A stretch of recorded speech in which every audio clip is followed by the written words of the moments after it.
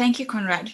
Hello, everyone. My name is Slokenberga, and I have been leading a task on law and genomics, and it has resulted in the deliverable that I'm now presenting, analysis of the legal and human rights requirements for genomics in and outside the European Union. The overall aim of this study has been twofold. First, to examine how the law currently responds to advances in the area of genetics and genomics and identify what challenges, limitations, and gaps emerge. Secondly, to identify key human rights norms and regulatory approaches that could be examined further for shaping legal responses to the new and emerging technology in the field. Our research has been guided by the following 5 questions.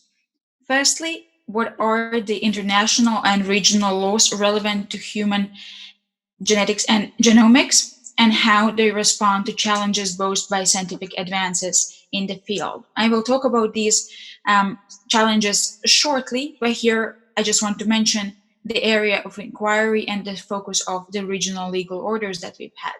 We've focused on the United Nations, on UNESCO, on the Association of Southeast Asian Nation States, on the legal responses within African Union, Council of Europe, the Organization of American States, as well as the European Union.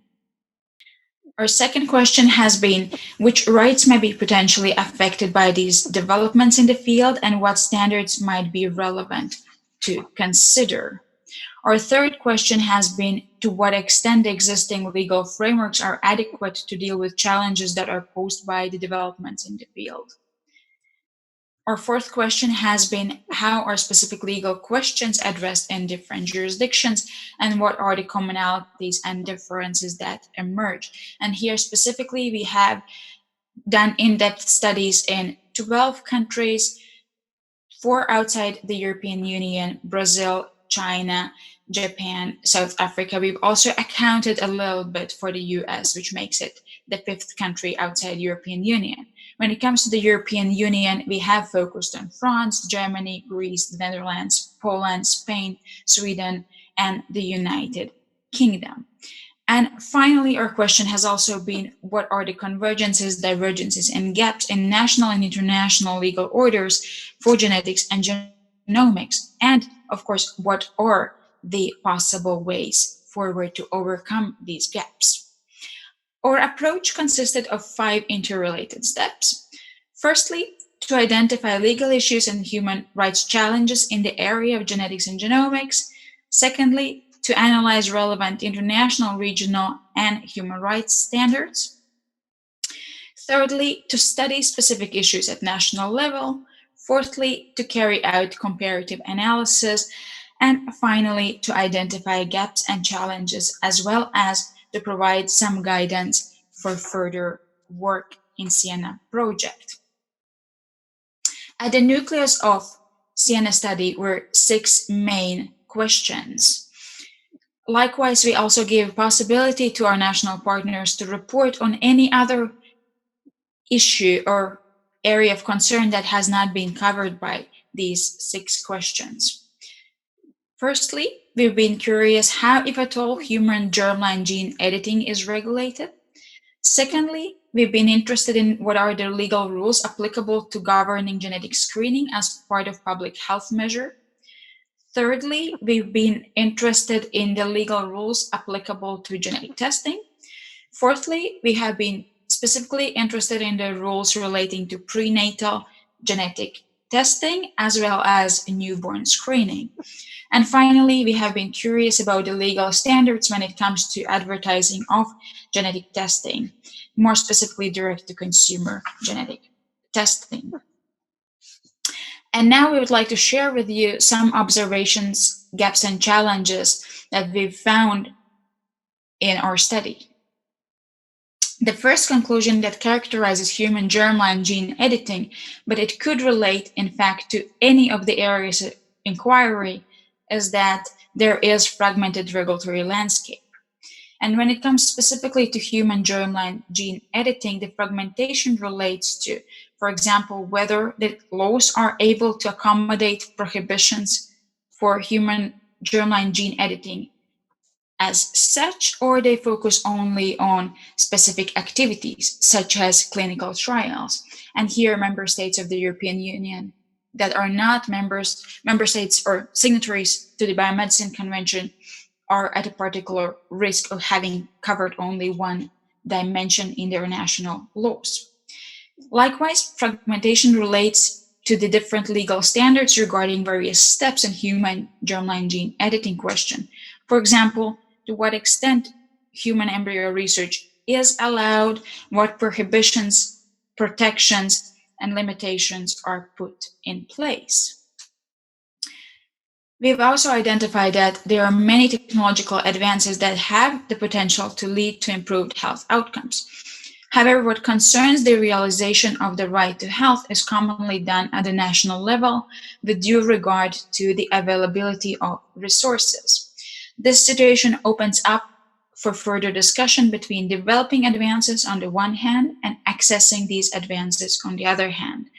And of course, when it comes to access, also this question of social justice comes into play. A prime example of such technology is genetic screening as a public health measure, which, as we see now, is underused.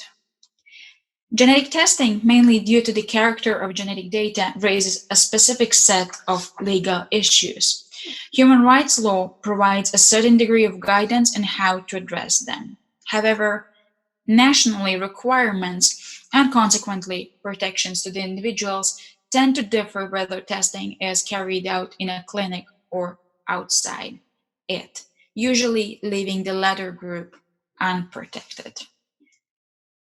The question of direct-to-consumer genetic testing and advertising of direct-to-consumer genetic testing allows doing a simple observation. This is a maturing phenomenon, if not already an aging phenomenon. But in many cases, we don't have adequate laws in place. The response to a question under what circumstances, if at all, advertising of direct-to-consumer genetic testing should be permissible is not straightforward. It is autonomy as well as self-determination and aspiration to protect from risks and safeguard genetic privacy that are among principles and rights that are colliding here. At least when it comes to the countries of the European Union and European Economic Area, when it comes to quality of these tests, with 2022 May, this question will be to some degree resolved. However, not necessarily when it comes to access to these tests. Therefore, national self-determination in the area is crucial. A recurring question in the area of prenatal screening is the balance between reproductive autonomy of the pregnant woman or the intended parent on the one hand and other rights and interests the state is aspiring to protect. To date, there are countries that enable or at least do not hinder access to prenatal screening, but severely restrict women's reproductive self-determination, for example, through criminalizing access to abortion. And when it comes to newborn screening, while newborn screening has a clear right to health benefit, at the same time, it opens up for questions regarding genetic privacy and decision-making regarding access to genetic information and participation in scientific research, among other questions. As the scope of screening will advance, this can put the right to genetic privacy, including the right to choose if to access one's genome, at stake. Now I would like to share with you some of the conclusions we have made within the project, as well as considerations regarding possible ways forward. Scientific advances in the area of genetics and genomics challenge a number of human rights.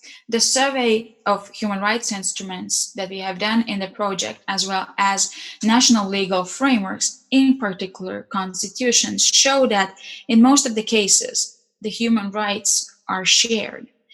What differs is interpretation and application of these rights. Therefore, it is our finding that human rights norms provide for an important point of reference for shaping legal responses in the area, but for many cases, it will be a starting point only rather than a closing argument.